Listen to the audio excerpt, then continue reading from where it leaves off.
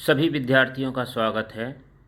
शिक्षा निदेशालय, राष्ट्रीय राजधानी क्षेत्र दिल्ली, CBE 2024-25, कक्षा 6, विषय हिंदी की कार्यपत्रक संख्या 6 को समझते हैं और दिए गए प्रश्नों के उत्तर करते हैं। सभी विद्यार्थी जिसके लिए ये वर्कशीट है वो विद्यार्थी अपना यहाँ नाम लिखे।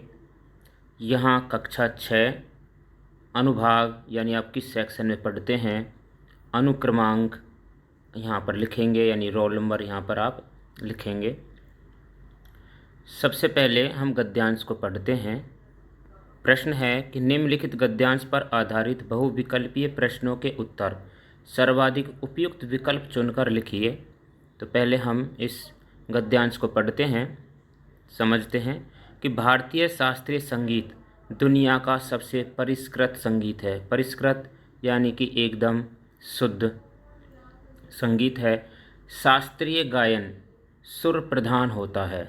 शास्त्रीय संगीत सुर प्रधान होता है, शब्द प्रधान नहीं।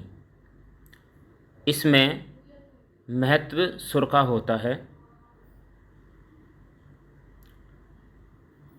उसके उतार चढ़ाव का होता है, शब्द और अर्थ का नहीं। ध्यान दें कि शास्त्रीय संगीत में जो महत्व होता है वो सुर का होता है, उसके उतार चढ़ाव का होता है, शब्द और अर्थ का नहीं होता है। शास्त्रीय संगीत यह नियमबद्ध होता है और इसका व्याकरण भी होता है। जहाँ शास्त्रीय संगीत ध्वनि विषयक साधना के अभ्यस्त लोग ही समझ सकते हैं, वहीं अनभ्यस्त लोग जो इसके लिए अभ्यस्त नहीं है, जो इसे जानते नहीं हैं, लोग भी शब्दों का अर्थ जानने मात्र से देसी गानों या लोकगीत का आनंद ले सकते हैं। इस प्रकार लोक संगीत जनमानस का संगीत है। तो जो लोक संगीत है वो किसका संगीत है? जनमानस का संगीत है। शास्त्रीय संगीत सुनने के लिए भी अभ्यास की आवश्यकता होती है। तो जो शास्त्रीय संगीत है उसे अगर सुनना है तो आपको लगातार उसका अभ्यास करना पड़ेगा।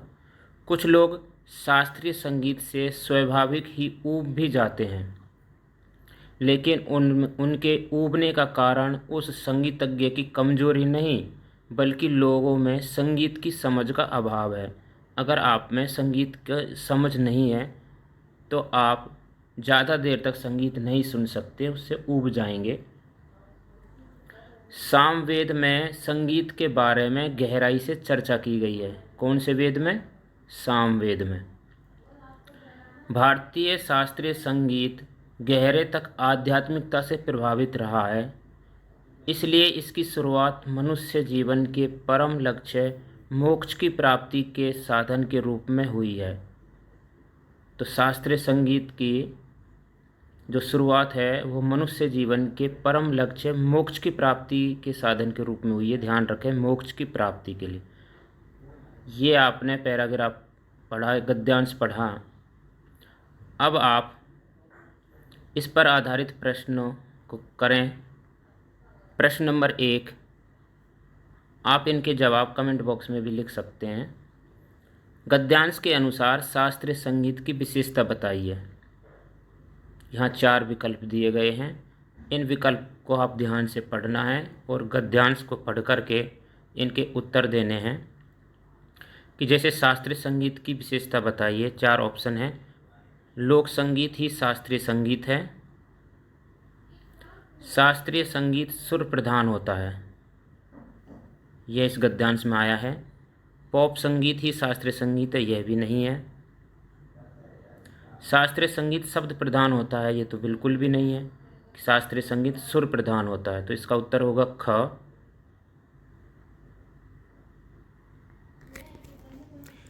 गद्यांश के अनुसार प्रश्न नंबर 2 कि गद्यांश के अनुसार जनमानस का संगीत किसको कहा गया है?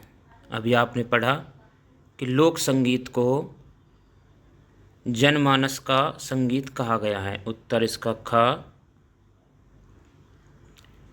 प्रश्न नंबर 3 गद्यांश के अनुसार जीवन में मोक्ष प्राप्ति के साधन के रूप में किसको माना गया है?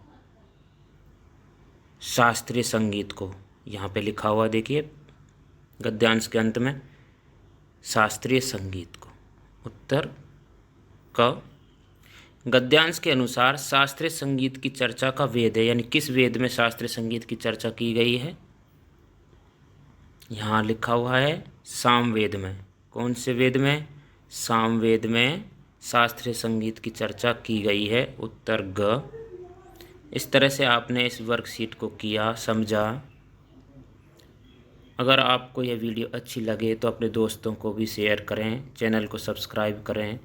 धन्यवाद।